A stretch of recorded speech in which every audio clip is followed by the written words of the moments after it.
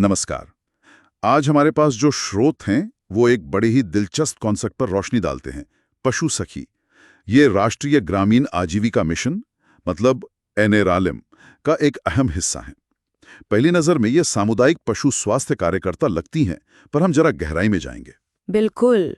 और ये जानना जरूरी है कि ये सिर्फ पशु स्वास्थ्य कार्यकर्ता नहीं है।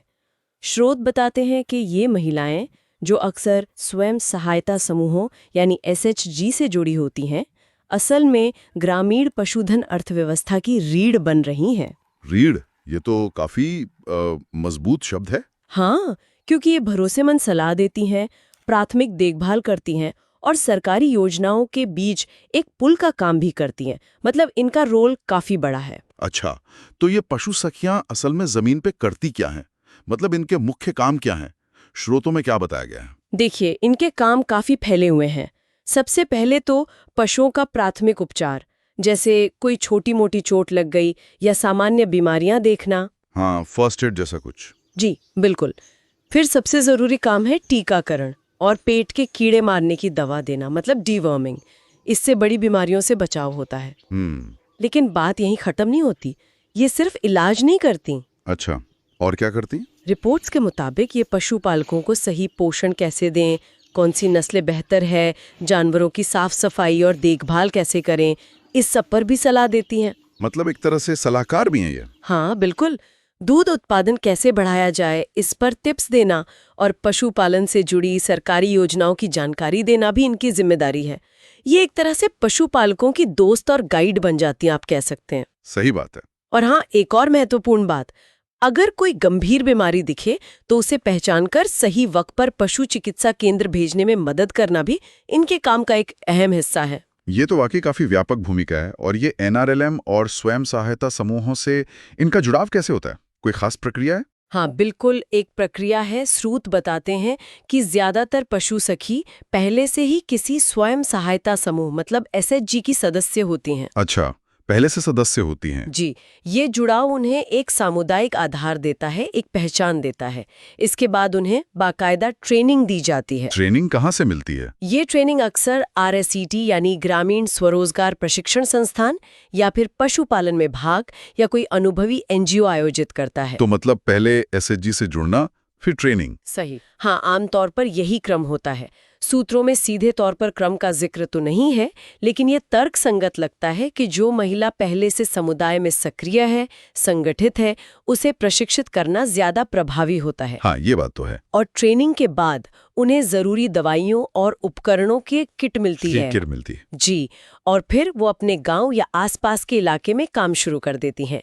और SHG का जो नेटवर्क है वो उन्हें लगातार समर्थन भी देता रहता है। ये दिलचस्प है कि सामुदायिक नेटवर्क और ट्रेनिंग दोनों का मेल है इसमें।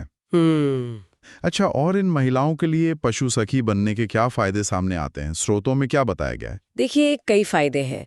सबसे सीधा फायदा तो ये है कि ये उनके लिए अपने ही गांव में कमाई का एक जरिया बनता है, एक तरह का स्वरोजगार। आर्थिक फायदा। जी, इससे उनकी आर्थिक स्थिति सुधरती है। दूसरा, उन्हें समाज में, अपने समुदाय में एक नई पहचान और इज्जत मिलती है। लोग उन्हें पशुओं की डॉक्टर दीदी जैसा कुछ मानने लगते हैं। हाँ, सम्मान बढ़ता है। बिल्कुल। और जैसा कि इन दस्तावेजों से पता चलता है, वे दूसरी ग्रामीण महिलाओं के लिए एक प्रेरणा भी बनती हैं कि वे भी घर से बाहर निकलकर कुछ कर सकती हैं, सीख सकती हैं और कमा सकती हैं। तो ये सिर्फ पशु स्वास्थ्य का मामला नहीं रह गया, फिर ये तो महिला सशक्तिकरण और ग्रामीण अर्थव्यवस्था से भी सीधे जुड़ गया है ना? निश्चित रूप से। सोचिए, जब गांव में पशु स्वस्थ रहेंगे तो दूध उत्पादन बढ़ेगा, पशुओं की मृत्यु दर कम होगी। हाँ, आमदनी बढ़ेगी। जी, जिससे सीधे सीधे परिवारों की आमदनी बढ़ती है। ये पूरे गांव की अर्थव्यवस्था को मजबूती देता है। और जब महिलाएं आर्थिक रूप से सक्रिय होती हैं, निर्णय लेने की प्रक्रिया में शामिल होती हैं, तो सामाजिक बदलाव भी आता है। ये मॉडल दिखाता है कि कैसे एक पहल कई स्तरों पर सकारात्मक असर डाल सकती है। तो कुल मिलाकर इन स्रोतों से जो तस्वीर उभरती है वो ये है कि पशु सखी सिर्फ एक सरकारी योजना का हिस्सा नहीं, बल्कि जमीनी स्तर पर बदलाव लाने वाला एक कामयाब मॉडल है।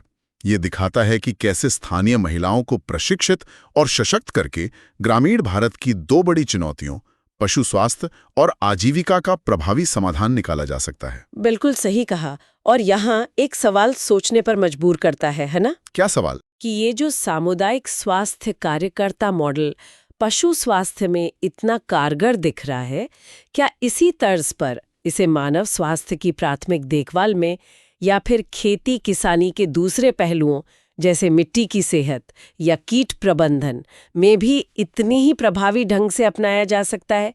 इसकी क्या संभावनाएं हो सकती हैं? इस पर विचार करना दिलचस्प होगा।